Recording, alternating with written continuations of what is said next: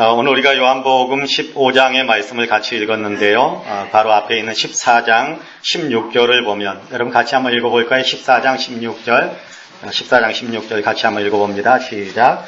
내가 아버지께 구하겠으니 그가 또 다른 보혜사를 너희에게 주사 영원토록 너희와 함께 있게. 아멘. 요한복음 14장은 예수님께서 제자들에게 마치 작별 인사를 하는 그런 분위기의 말씀들을 계속해서 들려주시는 내용이 기록이 되어져 있습니다. 내가 아버지께로 간다. 너희를 위해서 초소를 예비할 것이다. 라고 말씀하시면서 아버지께로 오는 길은 오직 나뿐이다. 오직 나를 통해서만 영원하신 하나님께 올 수 있다. 라는 말씀을 들려줍니다. 그러면서 내가 아버지께로 가지만, 내가 너희를 떠나가지만 그렇다고 너희만 세상에 두는 것은 아니다. 또 다른 보혜사를 너희에게 보내줄 것이다 라고 말씀하시는 것이지요. 또 다른 보혜사, 곧 성령님을 가리키는 말씀이다 라는 것을 우리 성도님들은 아실 겁니다.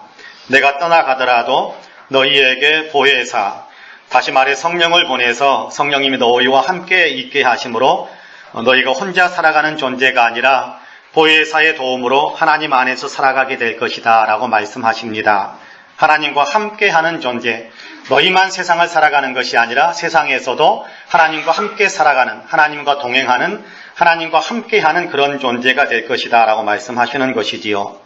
여기 14장 16절에서 말씀하신 그 말씀을 가만히 살펴보면, 조금만 더 주의해서 살펴보면 또 다른 보혜사라는 그런 말씀이 아마 눈에 들어올 수 있을 거라고 생각합니다. 또 다른 보혜사, 그러니까 유일한 보혜사라고 하시는 것은 아니지요. 또 다른 보혜사라고 말씀하시는 것은 이미 보혜사가 계시는데 그 보혜사 말고 또 다른 보혜사를 보내주신다라는 그런 의미의 말씀입니다. 그러면 이미 있는 보혜사, 또 다른 보혜사는 성령님을 가리킨다라는 것을 알겠는데, 그러면 그 전에 있는 이미 있는 보혜사는 어떤 분이실까라는 것에 대한 궁금증이 우리에게도 있을 수 있을 겁니다. 요한 1서 2장 1절에서는 이렇게 말씀을 합니다. 나의 자녀들아, 내가 이것을 너희에게 쓰면 너희로 죄를 범하지 않게 하려 함이라. 만일 누가 죄를 범하여도 아버지 앞에서 우리에게 대언자가 있으니 곧 의로우신 예수 그리스도시라. 그렇게 말씀합니다. 죄의 문제 해결을 위한 하나님의 은혜에 대한 말씀을 우리에게 들려주는 내용입니다. 예수 믿는 사람들에게 하시는 말씀입니다. 예수 믿는 사람들에게 하시는 말씀입니다. 2장 1절 나의 자녀들아 라는 말로 시작하는 그 내용, 요한일서 전체가 그렇습니다만은 2장 1절도 특별히 나의 자녀들아 라는 말로 2장 1절에 시작하거든요. 그러니까 예수님 밖에 있는 사람들이 아니라 예수님 안에 있는 사람, 예수 믿는 사람들에게 하시는 말씀입니다. 우리의 죄를 속량하신 하나님께서는 죄의 용서함을 받은 우리가 더 이상 범죄하지 않기를 원한다라고 말씀하세요. 그렇습니다. 용서받은 사람들이 또다시 죄를 저지르면 용서해 주신 분이 얼마나 마음이 아프시겠습니까? 하나님은 거룩하신 분이시기에 차마 죄를 용납하지 못하시는 분이세요. 근데 예수 믿는다고 하면서 예수님 안에서 용서받았습니다 라고 말하면서 우리가 또 범죄하면 하나님의 마음이 얼마나 아프시겠습니까? 그래서 하나님께서는 예수 믿는 우리가 죄를 범하지 않기를 원하신다. 죄를 범하지 말라라고 말씀하시는 것이 요한일서 곳곳에 기록이 되어져 있는 것을 봅니다. 그런데도 우리는 죄를 범하곤 하지 않습니까? 하나님께서는 죄를 범하지 말라고 하시는데도 우리는 범죄한단 말입니다. 그러면 어떻게 되는 것일까요? 하나님은 너희는 죄 용서함 받은 사람이니까 다시는 죄를 범하지 말라라고 하시는데, 그런데 우리는 용서받았다고 그러면서 또 죄를 저지른단 말이에요. 여러분, 그러면 어떻게 되는 것일까요? 더 이상 용서는 없는 것일까요? 이제 우리가 그 남은 죄들은 다 책임을 져야 되는 것일까요? 그런 것은 아닙니다. 하나님께서는 그런 경우를 위해서까지 다 준비해 두셨어요. 그래서 이렇게 말씀하시는 겁니다. 요한일서 2장 1절 중간 부분에 만일 누가 죄를 범하여도 아버지 앞에서 우리에게 대언자가 있으니 곧 의로우신 예수 그리스도시라. 그렇게 말씀합니다. 예수 믿는 사람들 가운데 어떤 사람이, 그렇죠? 본문에서는 누가 죄를 범하게 된다면 그렇게 이야기하는데, 예수 믿는 사람들 가운데 누가 어떤 사람이 죄를 범하게 된다면 그 일에 대해서 아버지 하나님 앞에서 우리를 위해서 그 죄의 문제를 해결해 주실 분이 있다. 그 말을 2장 1절, 요한일서 2장 1절에서는 대언자가 있다. 그렇게 표현하고 있습니다. 그리고 이 대언자는 바로 의로우신 예수 그리스도시다 라고 말씀하세요. 예수님께서는 그 범죄에 대해서, 예수 믿은 이후의 범죄에 대해서도 예수님께서는 해결해 주시는 분이다. 그런 얘기를 요한일서 2장 1절에서 말씀합니다. 아마 여기에 대해서 우리가 다 믿음을 가지고 있으리라고 저는 생각을 합니다. 근데 여기 요한일서 2장에서 말씀하는 대언자가 있다. 하나님 앞에서 대언자가 있다라고 말씀하시는데, 여기 대언자라는 단어가 오늘 우리가 읽은 요한복음 15장에서 말씀하는 보혜사라는 단어와 같은 단어입니다. 요한일서 2장에서는 예수님을 가리켜 보혜사라고 말씀하고 있지 않습니까? 우리를 위해서 대언자가 있는데 이 대언자는 곧 의로우신 예수 그리스도다. 그러니까 예수 그리스도가 대언자다. 대언자라는 말은 보혜사라는 말인데 예수 그리스도가 보혜사다. 그렇게 말씀하고 있는 겁니다. 그러니까 우리가 말씀을 시작할 때 요한복음 14장 말씀을 같이 읽었는데 14장 16절에서 또 다른 보혜사는 성령을 가리키는 것이고, 또 다른 보혜사가 오시기 전에 이미 세상에 와 계시는 보혜사는 예수님이신 것입니다. 예수님도 보혜사고 성령님도 보혜사인 거지요. 예수님도 보혜사요 성령님도 보혜사라고 하니까 어떤 분들은 어떻게 예수님도 보혜사일 수 있는가? 우리는 성령님을 보혜사 그러면 성령님만을 생각을 하는데 어떻게 예수님도 보혜사일 수 있단 말인가? 어떻게 보혜사가 두 분일 수 있단 말인가? 라고 의아하게 생각하시는 분도 혹 계실 수 있을 거라고 생각합니다. 그런데 여기 보혜사라는 단어가 명사형으로 되어 있기는 합니다만은 사실은 어떤 일을 하는 그 역할자를 가리키는 것이다 라고 생각하시면 되겠습니다. 보혜사라는 단어는 그러니까 어떤 존재를 가리킨다라기보다는 하는 역할을 가리키는 단어다. 그렇게 생각하시면 되겠습니다. 보혜사라는 단어는 맡은 역할을 설명해주는 단어입니다. 예수님은 예수님이고 성령님은 성령님이세요. 그러면서 이 두 분이 우리와의 관계 속에서는 보혜사로 그 역할을, 그 사역을 감당하신다라는 얘기입니다. 보혜사라는 말은 변호사 또는 대언자 또는 위로자 등등의 말로 번역될 수 있는 단어입니다. 쉽게 말해 보혜사라는 말은 우리 곁에 오셔서 우리를 위해 주시는 분, 우리 곁에 오셔서 우리를 북돋아 주시는 분이라는 의미를 가지고 있습니다. 우리를 위한 보혜사라는 말은 그러니까 우리에게 오셔서 우리를 위해 주시고 우리 곁에 오셔서 우리를 북돋아 주시는 역할을 하시는 분이다라는 그런 의미인 거지요. 보혜사가 그런 분입니다. 예수님은 보혜사이세요. 우리를 위해 주시는 분, 우리를 북돋아 주시는 분이다라는 얘기입니다. 우리를 위해서 세상에 오셨고, 우리를 위해 세상에서 하나님을 보여주셨고, 우리를 위해서 속죄의 길을 열어주셨고, 지금도 우리를 위해 하나님 우편에서 간구하고 계시는 보혜사 예수님이십니다. 이렇게 우리를 위해 일하시는 분이 예수님이세요. 그래서 예수님은 우리를 위한 보혜사 맞습니다. 성령님도 마찬가지입니다. 우리를 위해 주시는 분이십니다.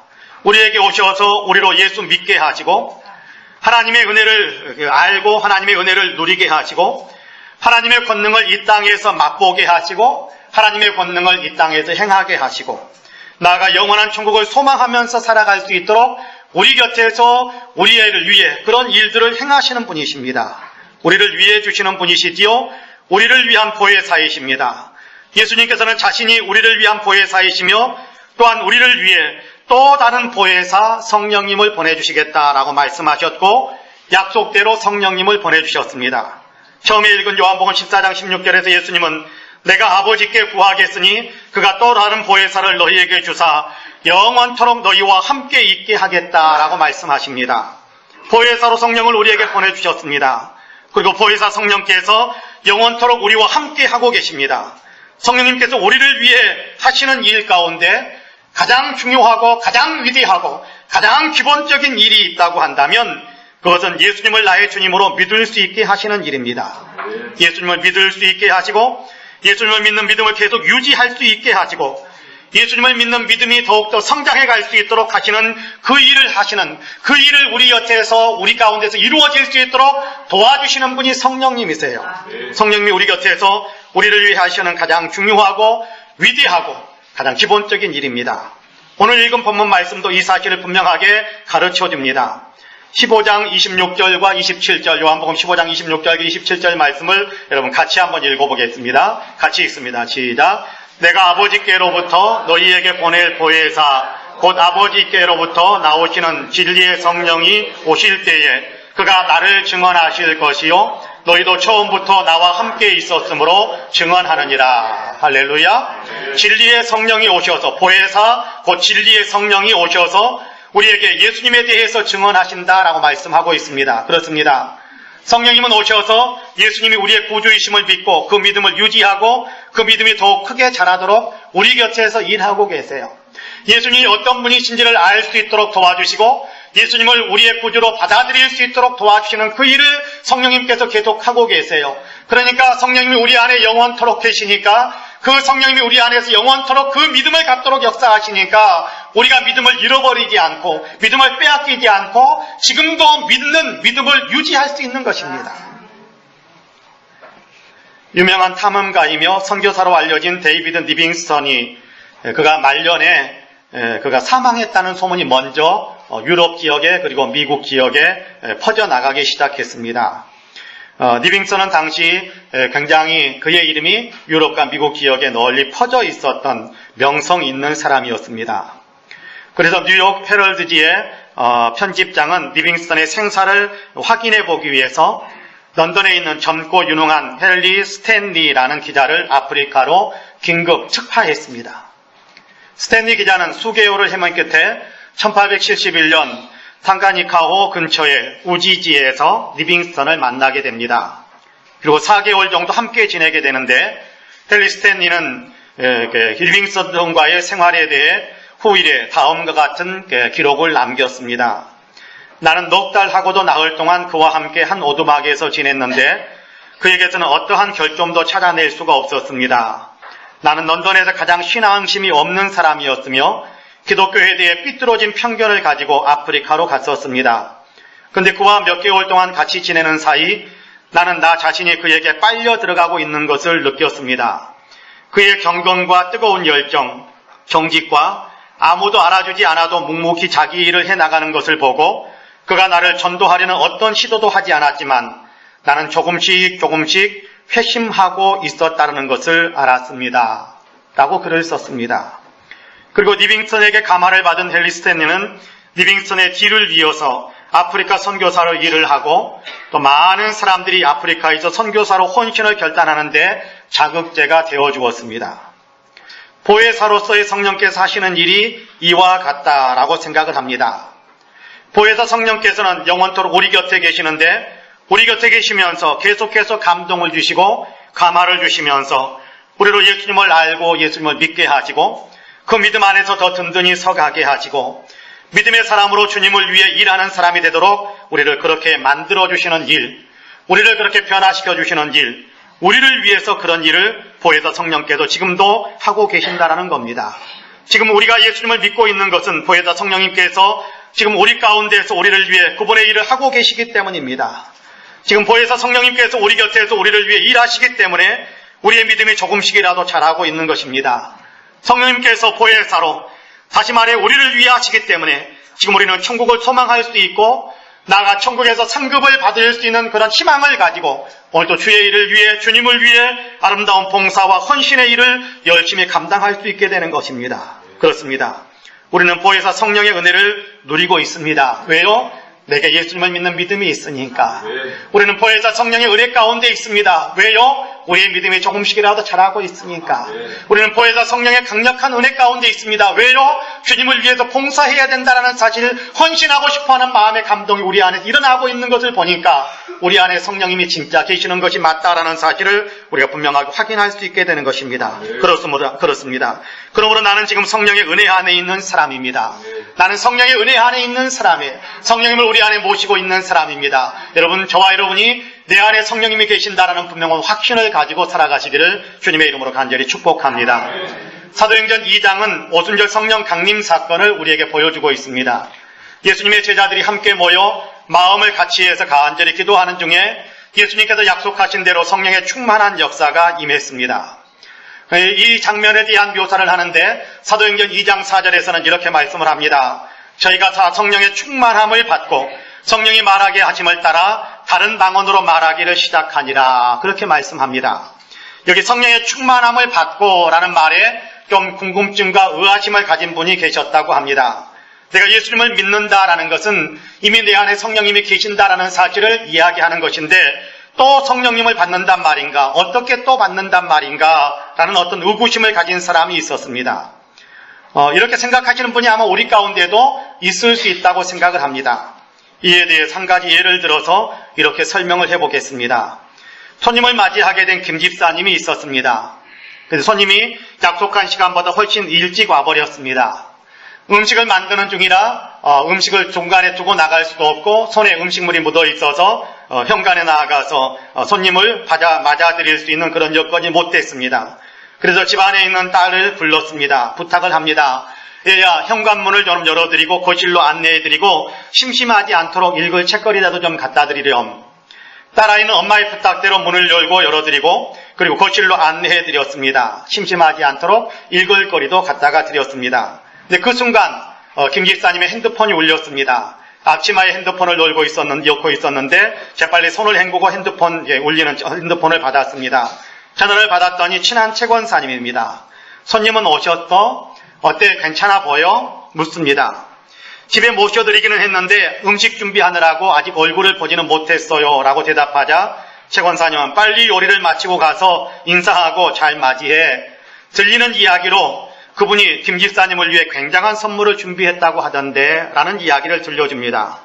김 집사님은 더욱 서둘러서 일을 마무리하고 손을 씻고 그리고 거실로 나아가서 인사를 드렸습니다. 그리고 함께 식탁에서 음식을 나누는데 그 손님으로부터 대단한 선물을 받게 되었습니다. 성령님과 우리와의 관계가 바로 이와 같을 것이다 라고 이야기할 수 있겠습니다. 예수님을 믿을 때 성령님은 우리 안에 들어와 계십니다. 그런데 우리는 바쁘다는 핑계로 성령님을 직접 대면하지 못하는 일들이 많습니다. 성령님이 나와 직접 대면해서 내게 선물을 주는 것을 우리가 받아들이지 못할 때가 있다. 그런 얘기입니다. 그러나 그분으로부터 공급되는 놀라운 선물들, 생명의 풍성함과 성령께서 주시는 은혜들은 예수님이 손님은 들어와 있지만 직접 서로 얼굴을 마주 대하지 못했기 때문에 그분으로부터 오는 선물을 받지 못하고 아직 대기하고 있는데 다시 나아가서 얼굴을 대면하고 있을 때 그때 선물을 받는 것과 똑같은 성령님과 우리와의 관계가 그와 같다라고 설명드릴 수 있을 것 같습니다. 집에 모셔드린 것처럼 우리는 예수님을 우리의 인생 안에 모셔드렸죠. 그러니까 우리가 예수님을 믿지요. 그러나 성령님과 직접 대면하고 성령님과 부딪히고 성령님에 의해서 내 삶이 영향을 입고 내가 변화되어지는 성령님이 나를 충만하게 지배하시는 그런 역사는 아직 이루어지지 않는 분들이 있을 거라는 것입니다. 그럴 때 성령님께서 이미 내 안에 계시지만 그 성령님께서 나를 지배해 주시는 어떤 상황, 성령님이 은혜가 나를 사로잡는 그 상황, 성령님을 만나서 성령님께서 내 안에 계신다는 걸 느끼고 감동으로 느끼고 정말 그분이 내 삶을 지배해 줌으로 누리게 하시는 성령의 충만한 어떤 은혜들을 맛보는 그 역사가 새롭게 우리에게 부어질 때 이미 들어와 계시지만 그분이 나를 사로잡을 때 그 표현을 가리켜서 성령을 충만하게 받았다라고 표현하고 있다는 것입니다. 그렇습니다.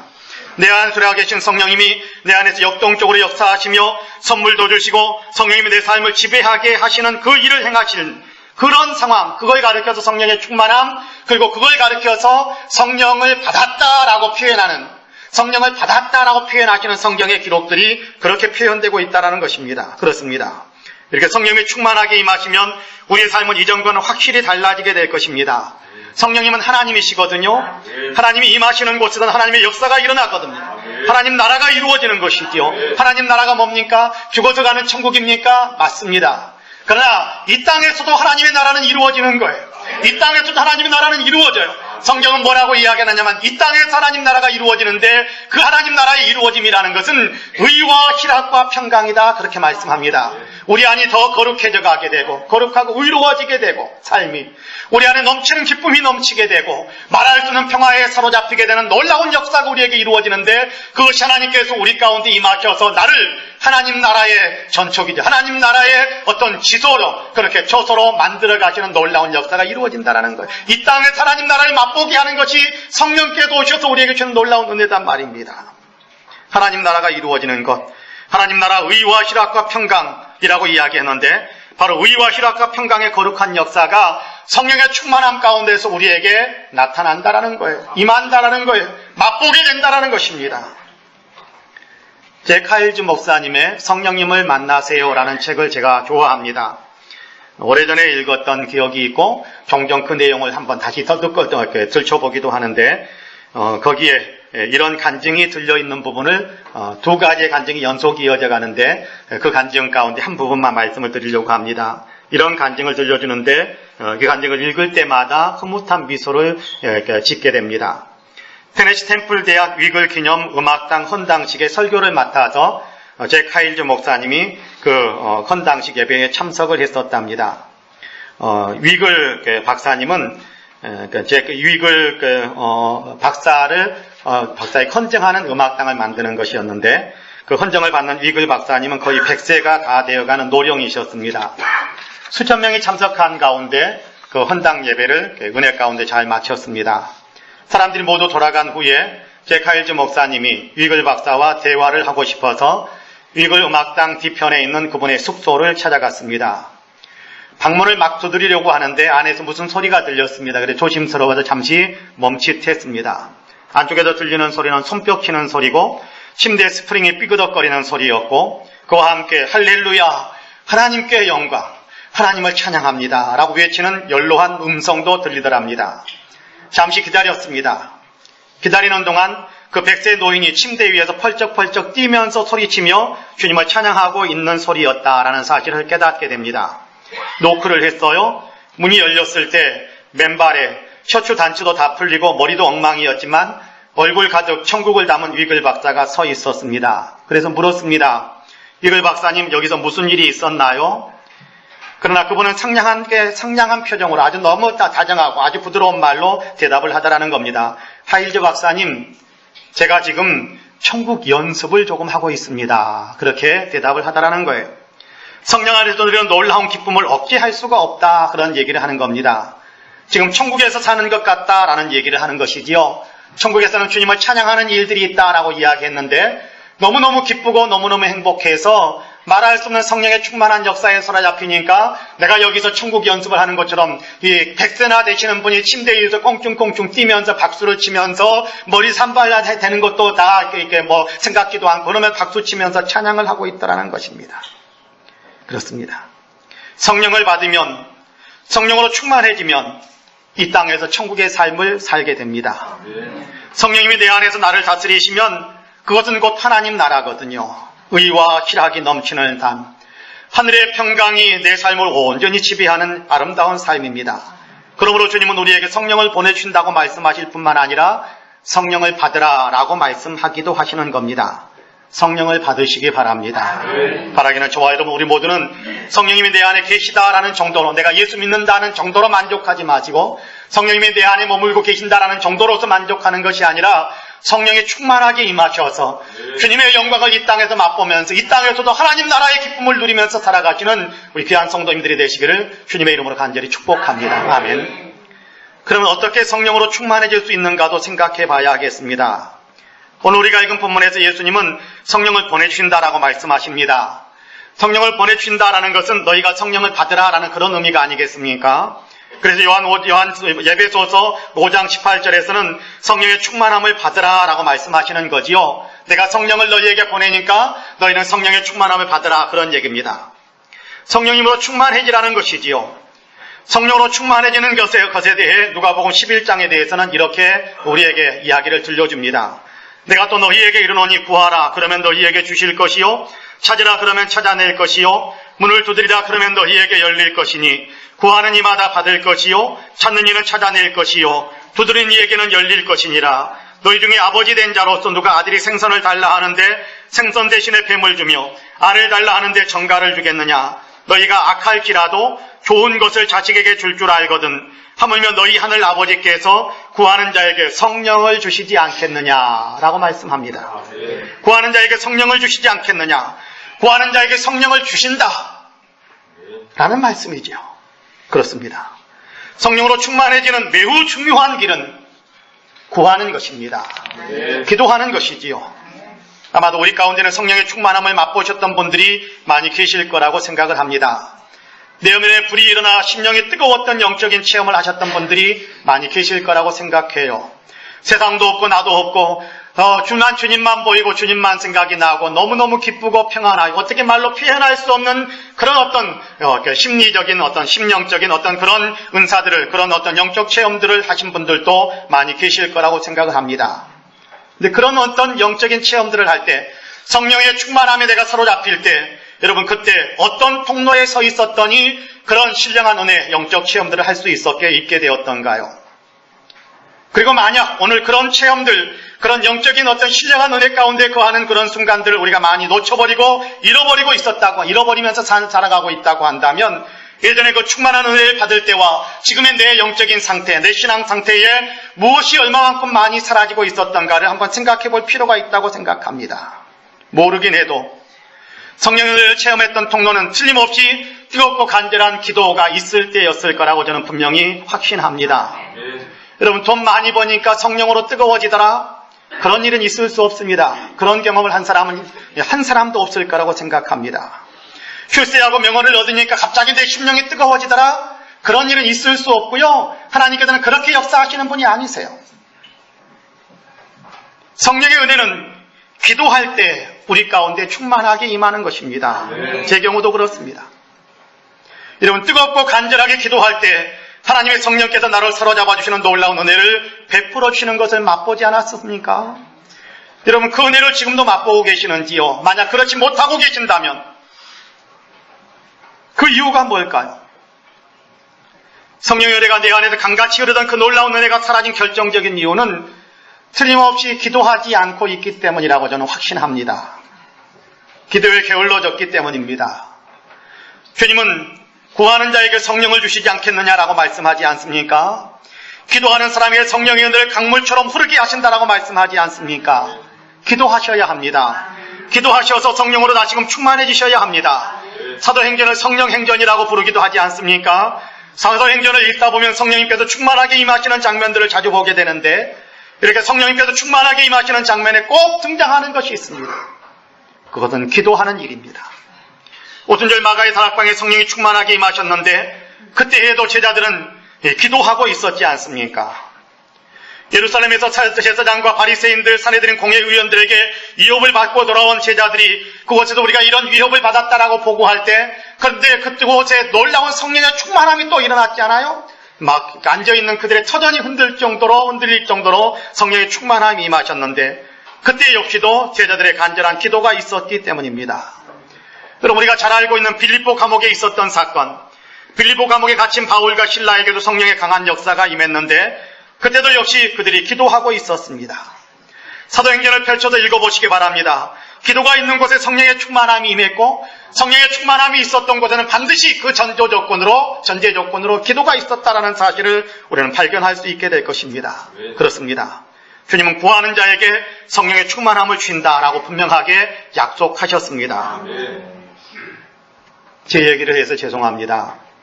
제가 설교 시간에 제 얘기 안 하려고 벼르는데 오늘은 부족불 좀 이해를 돕기 위해서 또 우리에게 적용을 더 쉽게 하기 위해서 제 얘기합니다.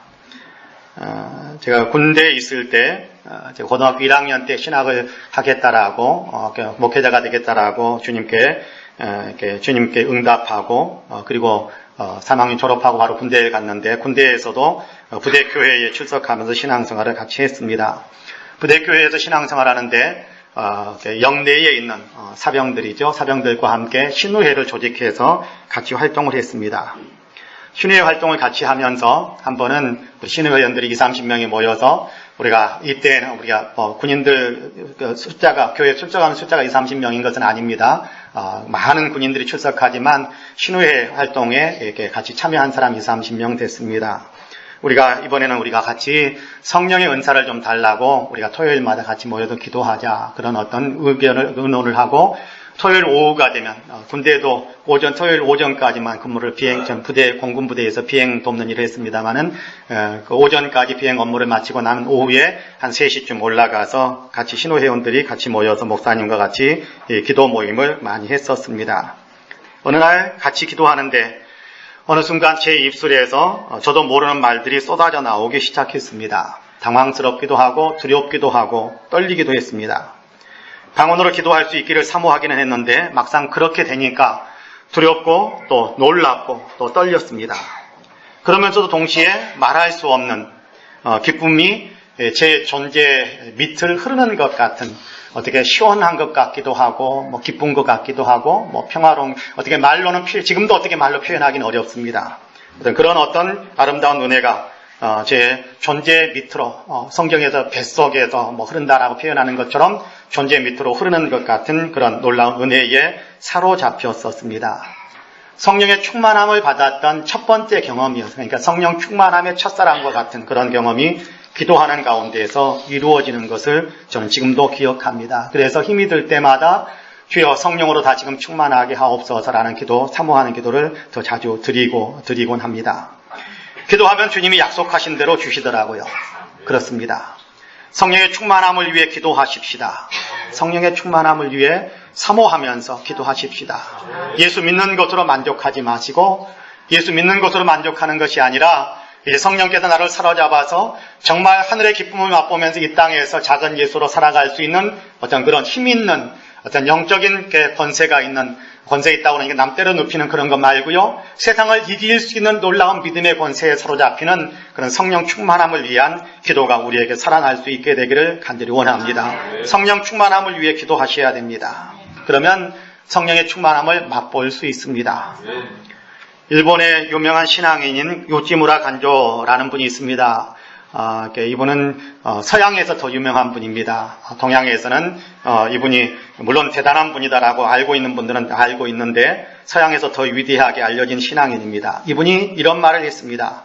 성령을 받지 못한 그리 기독교인처럼 불쌍한 사람은 없다. 왜냐하면 그는 세상의 것을 가지지 못했을 뿐만 아니라 하늘나라의 것도 가지지 못했기 때문이다. 그렇게 이야기합니다.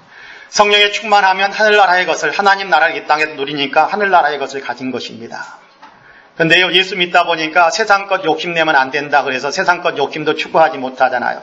근데 성령이 충만하지 못하면 하늘의 것도 갖지 못했지만 자꾸만 내가 이러면 범죄하는 것인데 라는 것 때문에 세상에 대한 욕심도 이루지 못해요. 불쌍한 사람이죠. 세상 것도 못 갖고 하늘의 것도 못 받고. 그러니까 성령 충만하지 못하면 가장 불쌍한 사람이다. 요지무라 간조는 그런 얘기를 합니다. 그러면서 계속해서 이런 얘기를 합니다. 세상이 그를 업신여겨도 그는 세상을 이길 힘이 없으며, 성령 충만하지 못하면 세상을 이길 힘이 없으며 깨끗하게 되기를 힘써도 그는 결코 깨끗해질 수도 없다. 그는 성령을 받아야 한다. 그렇지 않으면 그는 불신자보다 못한 사람이 될 것이다. 그리고 자기는 성령 충만함을 잠깐 맛보기 위해 10년을 기대하는 것도, 10년을 기도하는 것도 아깝지 않다고 생각한다라는 말도 덧붙여줍니다. 성령 충만이 그만큼 대단하고, 성령 충만이 그만큼 중요하고, 성령 충만이 그만큼 우리에게 필요한 일이다라는 사실을 그렇게 표현하고 있는 것입니다. 그렇습니다. 기도하십시다. 성령으로 충만해지시기를 위해 여러분 같이 기도하십시다. 그리고 약속하신 성령을 받고 이 땅에서부터 하나님 나라를 살아가는, 하나님 나라의 의와 희락과 평강을 누리면서 그렇게 세상을 살아가는 그런 우리가 될 수 있게 되기를 원합니다. 성령 충만하여 영적으로 승리하고, 성령 충만하여 예수님처럼 영적으로 강한 영향력을 끼치면서 살아갈 수 있는 저와 여러분이 다 되시기를 주님의 이름으로 간절히 축복합니다. 아멘. 기도하시겠습니다.